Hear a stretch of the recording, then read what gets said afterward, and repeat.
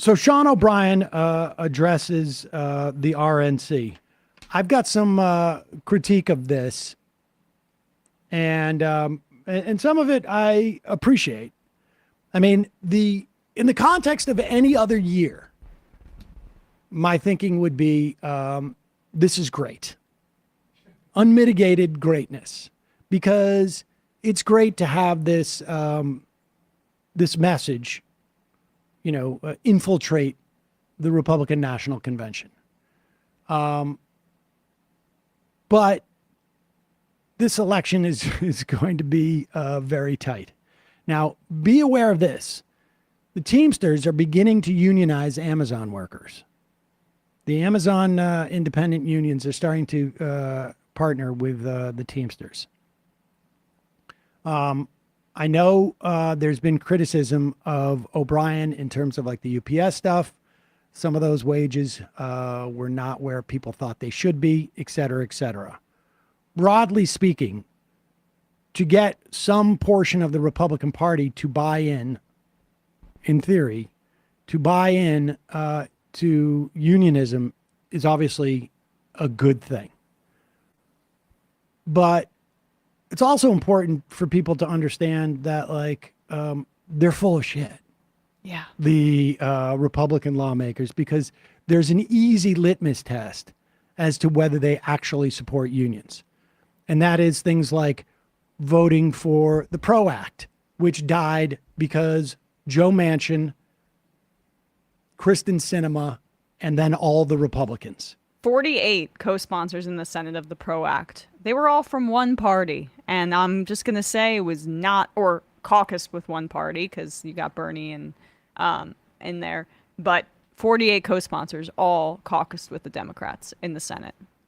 Also, during the American Rescue Plan, Biden administration included $38 billion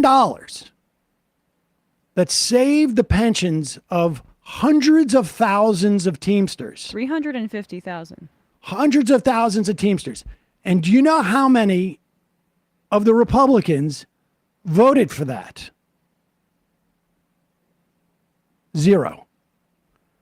But we get stuff like this. So we'll do the bad stuff first. Here is O'Brien.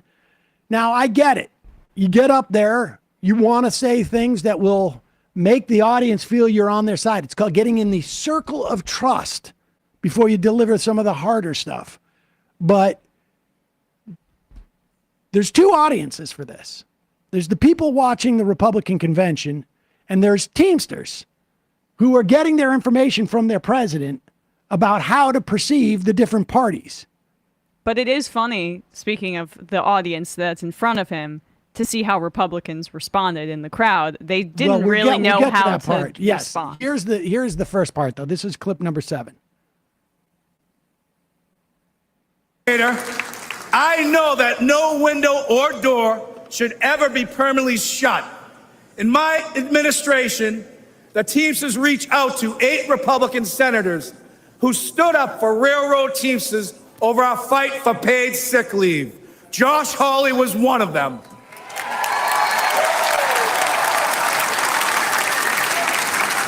We started talking. Senator Hawley changed his position on national right to work. Then we started walking. Senator Hawley walked a Teamsters picket line in St. Louis and a UAW picket line in Wentzville, Missouri.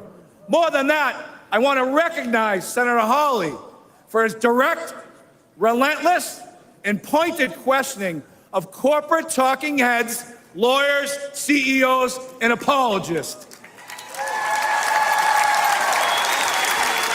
He has shown he is not willing to accept their pillaging of working people's pocketbooks. I know from a career in negotiating that you get nowhere by slamming your fist on the table. The first step is to listen.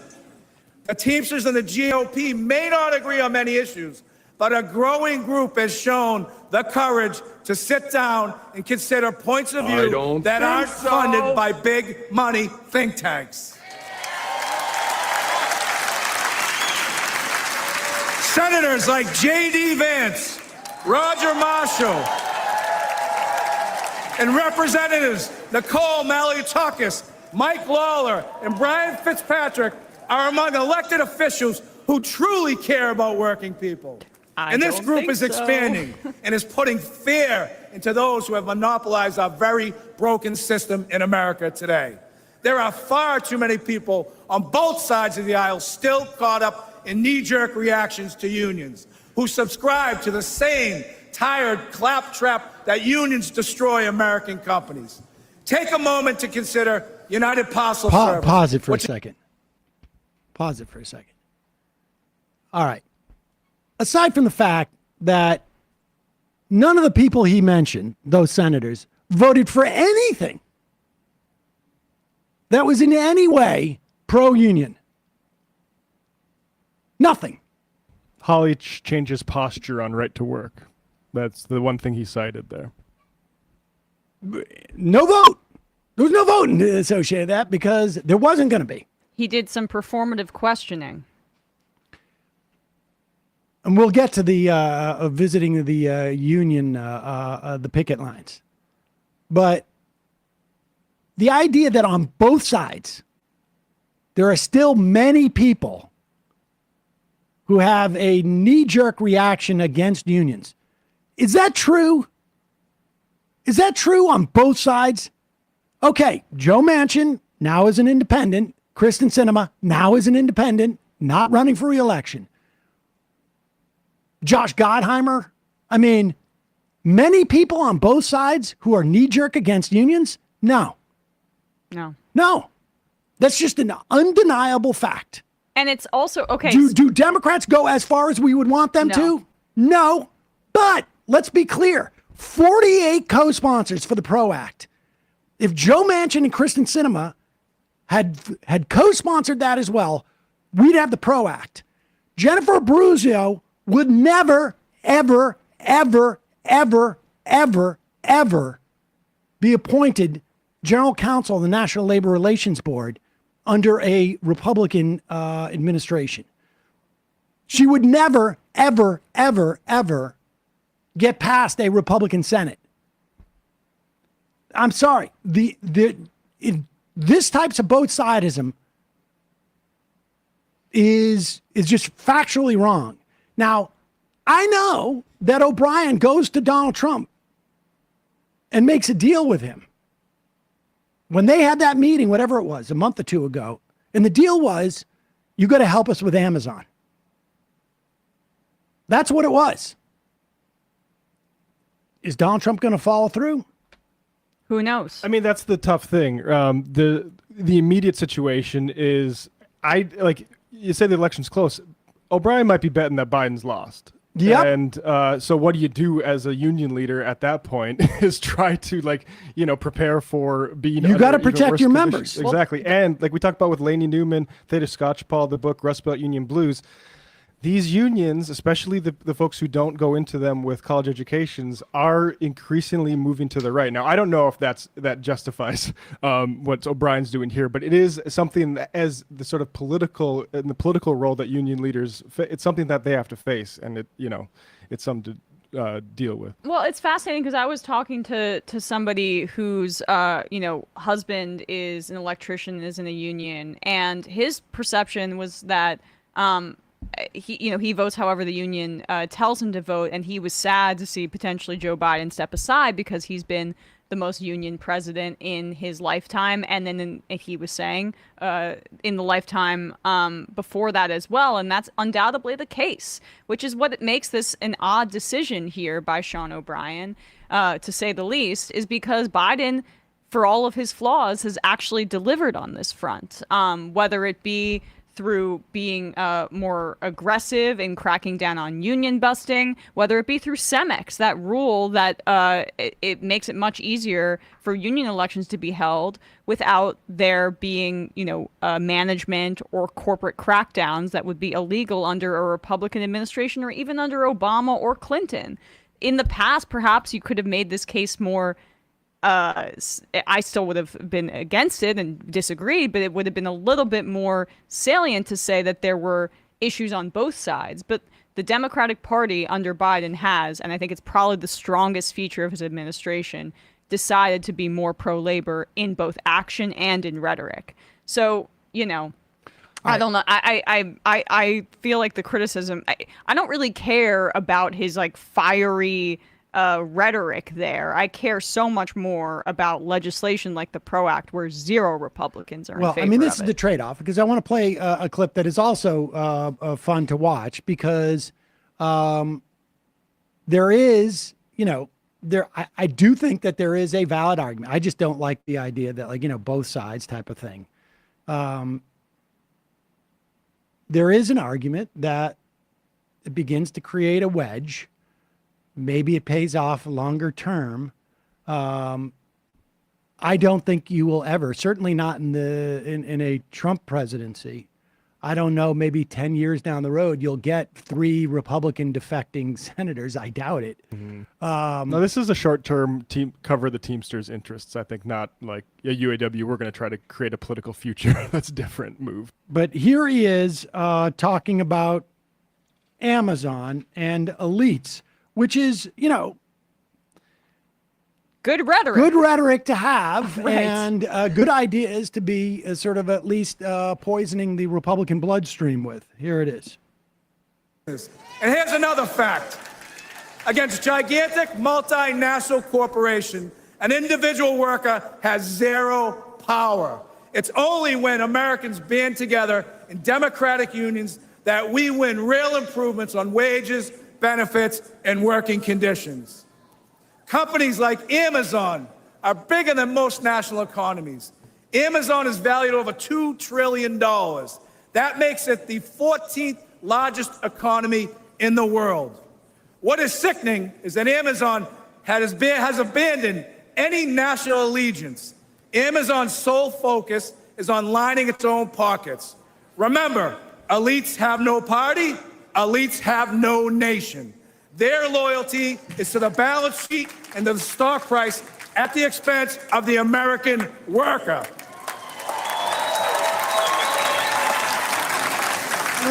Things are getting a little less enthusiastic. Can you pause it for a sec? In my office, Just because I remembered this, the theme of Marjorie Taylor Greene's speech was "Make America Wealthy Again," and she repeated that. That's the theme of the night. That was the actually. theme of the night. Make and America wealthy once again was the theme of this. She was like the keynote. So it just is a little bit first, make America wealthy again. I mean, we know that the Trump White House was doing its own deals to line his own pockets. I mean, Jared Kushner, immediately after leaving the White House, was rewarded with a multi-billion-dollar investment from the Saudis. We want to talk about who's lining their own pockets here. Look, again, got my issues with Biden, but the allegations about him and the Biden crime family, as it related to corruption, were like a few $1,000 car payments that the Republicans claimed were from the Chinese government. There's no comparison here in terms of which party is more interested in lining their pockets and which party actually does have members that want to return wealth, or I would say money, and power back to the working and middle class in this country. We can keep going. Continue. in Washington, D.C., I can see the United States Capitol from my window. I see well-intentioned people arrive in Washington and get eaten up by an unforgiving system. The responsibility to average Americans takes a back seat. The objective now becomes survival. Fundraiser after fundraiser, corporate consultants hedge every initiative. The Hill crawls with lifers, bouncing from government jobs to corporate jobs and back again. I think we can all agree D.C. is a pretty treacherous area. Most legislation is never meant to go anywhere, and it's all talk. And in America, talk isn't cheap. It's very expensive, and it comes at the cost of our own country. Working people know our system is broken. The elites are not laboring on behalf of workers. There is a political caste system that prevents citizens from accessing their representatives to hold them accountable. For a moment in time, Working people in America were seen as essential. Sadly, it took a global pandemic for political and corporate elites to notice this fact. But ask yourself this question. Since the end of the pandemic, when was the last time you heard major news outlets regularly refer to workers as essential? You haven't. The men and women who provide goods and services, deliver packages, stock grocery shelves, care for patients, pick up your trash, and keep our communities safe are taken for granted. All the while, the stock market booms, housing prices hit record highs, and corporate salaries skyrocket. But the income of everyday Americans are shrinking in the face of inflation. At the gas pumps, at the grocery store, with the electrical bill, and with the car insurance. This has got to change. All right. Now, so, I mean, you know, he's sneaking in some stuff, but he's also talking not necessarily like a union leader. He's not talking economic class, right? He's talking more sort of like aesthetic class. Elites. He's saying elites as opposed to capitalists, because that's who we know it is. You know, occasionally he'll drop in CEOs, and that's good. And he's speaking their language. But again, what's going to be the outcome of this? Because if it empowers Donald Trump, the Teamsters may get some advantage in organizing against Amazon, but you're going to have a much more hostile National Labor Relations Board. You'll have no chances of getting any legislation by. So this is a very risky gambit for workers, broadly speaking. May benefit in the short run the Teamsters, but it's a real risk. Yes, and when he talks about J.D. Vance in flowery terms there, J.D. Vance, we said this earlier, is a venture capitalist who does not endorse the PRO Act. The idea that J.D. Vance, of all people, is not an elite or is not representing the elites, the exact reason Trump selected him was because of his ability to get money from the most elite of the elites. The people How much whose did job Peter it Thiel is. put into Amazon? I mean, let's be honest. Like, there's no, this guy is the tech bro. And it's incredible for him to talk about rhetoric there. I mean, all he's doing, all his entirety of his praise of whether it be Hawley or Vance is related to their rhetoric, to them kind of nodding at working people on occasion. But we care what I think he should care about. I mean, it's hard. Look, I'm not in the rank and file. It's hard for me to say. I think a lot of people are criticizing the decision, and that's what makes sense. But, you know, like, you should be caring, I would think, a bit more about action. All right, let's hear a little bit more. This is clip number 9. We need meaningful bankruptcy reform today. Corporate vultures buy up companies like Yellow Freight with the intent of driving them into bankruptcy and feasting on their remains. The courts leave workers begging for crumbs as third-tier creditors. Labor law must be reformed.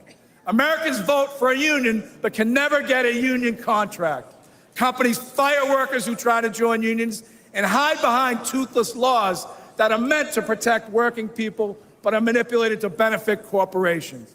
This is economic terrorism at its best. An individual cannot withstand such an assault. A fired worker cannot afford corporate delays, and these greedy employers know it. There are no consequences for the company, only the worker. We need corporate Pause it for a second. welfare Now, okay. He thinks he's at a Democratic convention because that's where you would hear the screams. He's sitting there knowing full well there will not be a single solitary even attempt to increase or reform labor laws in this country in a way that is positive for unions under a Republican administration. Not in 2 years, not in 4 years, not in 5 years, not in 10 years, probably not in 20, maybe long after I'm dead. But it's just not happening. And he knows that. And he stopped for a moment, anticipating an applause line, and it's just some scattered stuff going like, people, what the fuck is he talking about? Hopefully we just get some votes in Pennsylvania and Michigan and Wisconsin. Go ahead. This is for the company, only the worker. We need corporate welfare reform. Under our current system, massive companies like Amazon, Uber, Lyft, and Walmart take zero responsibilities for the workers they employ. These companies offer no real health insurance, no retirement benefits, no paid leave, relying on underfunded public assistance. And who foots the bill? The individual taxpayer. The biggest recipients of welfare in this country are corporations, and this is real corruption. We must put workers first. What could be more important to the security of our nation than a long-term investment in the American worker? In 2021, Teamsters nationwide elected me to fight for them, and that's precisely what I'm doing. Something is wrong in this country, and we need to say it out loud. I will always speak for America and the American worker, both union and non-union. Okay. I mean, fun that this is being said in a Republican convention. Some chance that down the road this plants a seed and some of these people realize like, oh, I'm supporting a party that is completely against just about everything he said. And maybe in the event that Trump wins, it helps with, he helps with Amazon organizing. But if it costs 5,000 votes, 10,000 votes across Michigan, Pennsylvania, and Wisconsin, that may be a problem. And let's just be clear again, billions, nearly $40 billion, saving the pensions of over 350,000 Teamsters. By Biden. By Biden. And the Democrats, yeah. There also is this myth, I think, we talked about it. Like, there are a lot of white working class people that support Trump. That is a big part of his base. But the Washington Post did an analysis in 2016 that below the national median income in terms of white voters, yes, 58% support Donald Trump. But in terms of above the median, it's also 65% in terms of percentage of white voters who support Donald Trump. So there is a good amount of working class support for Donald Trump. But the people that stormed the Capitol, too, that were coming in on flights and things like that, they were business owners. They owned a pool cleaning company in their local town. They are above the median income level, business owners with concerns related to that. So it's just a bit of a different constituency and than is sometimes always portrayed in like the media that was in the wake of 2016 talking about how J.D. Vance is the whisperer to understanding this particular class. Okay, so aside from, and someone's writing, Trine from Denmark, that union guy at RNC was quite brave, actually, spitting some truth in the lion's den. Yeah, except for it's not a real lion. I mean, look, I've been in very, very hostile environments to me, saying things in front of crowds of people, and it's a little bit uncomfortable. But I'm not president of a massive union. And the fact of the matter is that there was Teamsters probably in that building. And if I'm going to go in and I'm actually afraid, I'm happy to be surrounded by. No, it wasn't brave. I'm in the lion's den, and all the lions are smiling and clapping for me. Yeah, that's not brave. But here's the part that Emma talked about, and the people have said, O'Brien cites Hawley, and we'll go to the fun half in a second, but he cites Hawley going down to a UAW picket line and one others, and apparently he went down there for a quick photo op. Here is a picture of J.D. Vance back in October of last year, appearing at a Toledo area picket line, And Marcy Kaptur, the Democratic representative from Ohio's 9th, makes It's a devastating line. what would you call this? Shade. Yeah, this is some shade. Throw some shade. And he does not quite get it. But here he is showing up at the picket line, wanting to get into pictures. And you'll notice that I think, I don't know if those are union people behind them or what, but they want to get out of that frame with J.D. Vance quickly. Very well. How are you doing? Nice to see you, Marcy. Good to see you. Yeah. First time here? First time here. Yep. Thank First you for time here. coming. Of course. There you go. And I love it, the fact that like Go back to her. He's trying to shake her hand, and she does the fist bump. Can you show that? Yes. He doesn't even. she does the fist bump. And he he- hands out his hand, grabs it, and then realizes, oh, fist bump. And by then she's already taken it away. Just drag it to that point. Now, yeah. I think part of the reason why she wanted to do the fist bump, it could have been one of two things. Yeah, it could have been one of two things. One is it's either a COVID thing, or it's I don't want this picture of us J.D. shaking Vance hands. of us shaking hands. Yes. I'll do the Yeah. quick thing like that, and if somebody can pick that up on a camera, that's fine. He can see my fist coming at him. Yeah, compare that to that old video of Bernie dapping that guy up, right? Who's a real man of the people here, not JD? Hey, folks, don't forget to hit the subscribe button and check out our daily show. We do it every day at 12 p.m. Eastern for about 2.5 hours. We even take phone calls. You should check that out.